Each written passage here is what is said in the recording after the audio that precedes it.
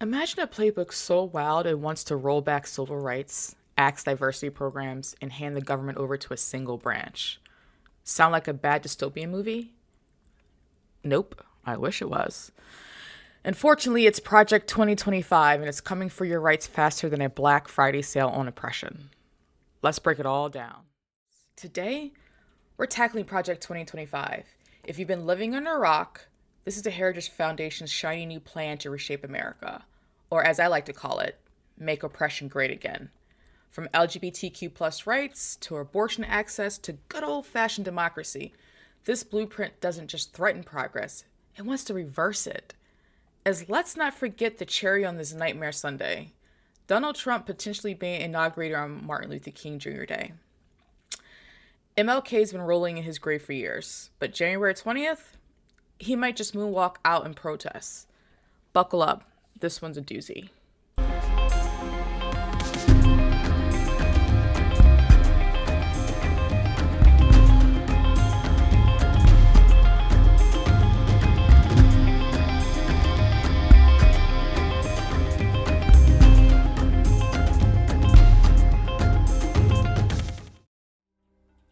Okay, let's start with the basics. Project 2025 is a political manifesto brought to you by the Heritage Foundation, a conservative think tank with big plans for America. This isn't some casual policy proposal. It's a 1,000 plus page playbook that aims to reshape everything from civil rights to the environment. The big headline? They want to centralize power in the executive branch, stripping away the checks and balances that keep things, democratic. They're also going after policies that protect marginalized groups, including DEI programs, abortion rights, and LGBTQ plus protections. The Heritage Foundation says this is about quote unquote efficiency, but let's just call it what it is, a massive power grab. Here's my take. This is like giving a kid with a flamethrower and telling them to fix the playground. Sure, they might think they're making improvements, but everyone else is screaming, put that damn thing down before you burn the whole thing to the ground. Centralizing power isn't about making government run better. It's about making it easier for a select few to call all the shots. And those shots, they're not aimed at equality, progress, or even common sense.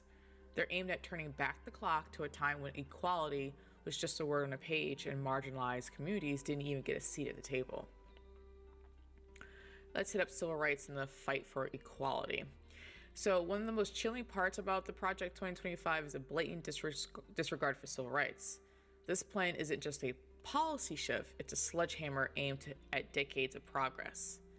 The playbook outlines strategies to dismantle affirmative action, gut DEI initiatives, and weaken federal agencies tasked with enforcing civil rights laws. So let's talk LGBTQ plus rights for a second. So this plan targets protections for transgender individuals, pushes for traditional family values, and aims to roll back workplace protections. For abortion rights, they're not just stopping at overturning Roe v. Wade, they want to make it nearly impossible for states to protect reproductive rights at all. This is my take. This isn't about protecting traditional values, quote unquote. It's about using morality as a weapon. They're not just turning back the clock, they're trying to smash it. And LGBTQ plus rights, please. If your quote unquote values involve stripping people of their basic humanity, they're not values. They're insecurities in a Sunday hat. In abortion, don't even get me started. The idea that a bunch of suits in Washington think they have the right to control what happens to your body is a definition of audacity. These people couldn't find this clitoris with the Google Maps tutorial. But they're out here making laws about reproductive health. Make it make sense. Honestly, if we're rolling back rights, can we also roll back the price of gas and avocado toast? Or is oppression the only thing they're offering at a discount? So let's talk about the DEI and quote unquote woke debate. DEI, diversity, equity, and inclusion, has been a favorite punching bag for Project 2025. They argue it prioritizes wokeness over merit and their solution is to eliminate these programs across federal agencies. Critics argue that this isn't about merit, it's about maintaining the status quo. DEI programs exist because systematic barriers exist. Getting rid of them doesn't make the playing field even, it makes it invisible. Here's my take. Here's the thing about DEI. It's not about giving anyone a free pass. It's about recognizing that some people are running a marathon while others are starting from a standstill.